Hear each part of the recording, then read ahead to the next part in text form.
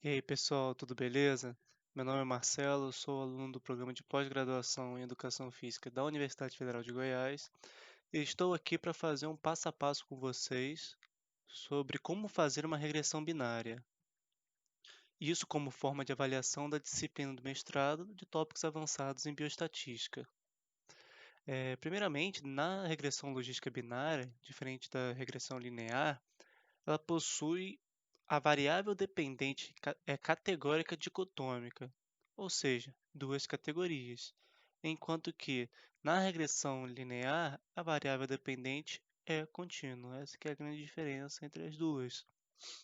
Então aqui nós temos um banco de dados com 60 indivíduos, onde temos sedentarismo e diabetes, duas variáveis dicotômicas, no caso, duas variáveis categóricas dicotômicas.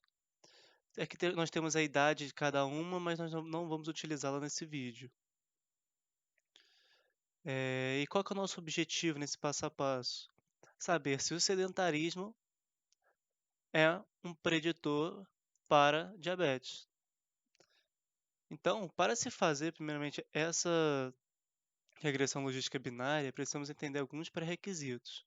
Dentre eles, não pode existir multicolinearidade, ou seja, as variáveis independentes não podem ter alta relação entre si. Nesse caso, utilizaremos só o sedentarismo, então não vamos correr esse risco. O N mínimo varia de 10 a 50, dependendo da referência utilizada. Nós utilizamos aqui 60 para não correr esse risco. E não deve haver outlier. E lembrando que a normalidade da amostra não é um pré-requisito para se fazer essa regressão. Então, para saber se o sedentarismo é um preditor de diabetes, nós vamos em analisar, regressão e logística binária. E aqui selecionamos diabetes como variável dependente e o sedentarismo como covariável, ou seja, variável independente. E por ser uma variável categórica, nós vamos em categórico e selecionamos o sedentarismo. Temos que lembrar que a análise ela é feita em cima da relação de quem é sedentário. Então nós vamos aqui em primeiro e alteramos. Assim, está atribuído 1 como quem é sedentário e 0 como não sendo sedentário. Clicamos em continuar, vamos agora para a aba de opções, e aqui o SPSS ele dá uma série de opções de análise, porém nesse vídeo utilizaremos só o intervalo de confiança. Então nós clicamos aqui, selecionamos o intervalo de confiança que nós queremos, nesse caso 95%, e colocamos em OK, clicamos em OK. Após isso é só apertar OK de novo. Então foi gerado nossa saída. Nesse primeiro quadro, é o resumo de processamento do caso, vai mostrar que todos os casos foram selecionados, 60, 100%. Então, se houvesse algum tipo de incongruência nos dados ou erro de digitação, estaria apontado aqui, e assim teríamos que fazer as devidas alterações no nosso banco de dados. Em relação à codificação da variável dependente, foi atribuído 1 para ter diabetes e 0 para não ter diabetes. Já a codificação das variáveis categóricas, ou seja, de variáveis independentes, é feita uma análise de frequência e a partir disso foi atribuído 1 para ser sedentário e 0 para não ser sedentário.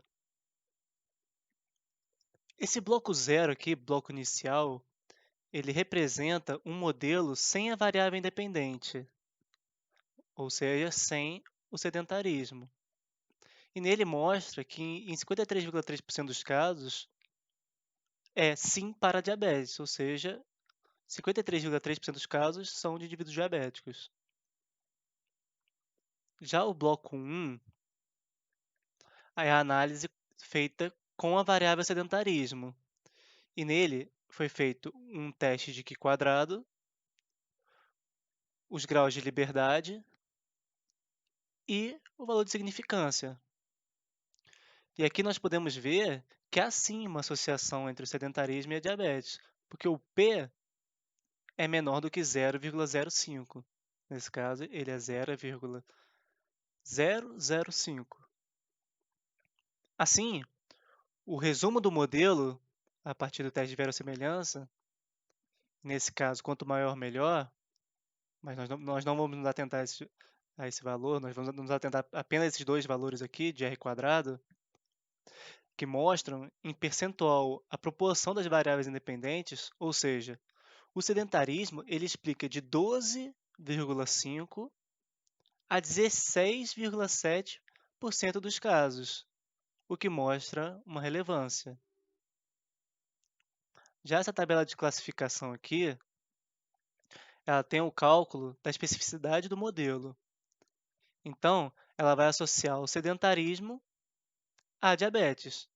E neles podemos ver que em 68,3% foi explicado, diferentemente desse quadro aqui, do bloco inicial, que a diabetes foi explicada em 53,3% dos casos.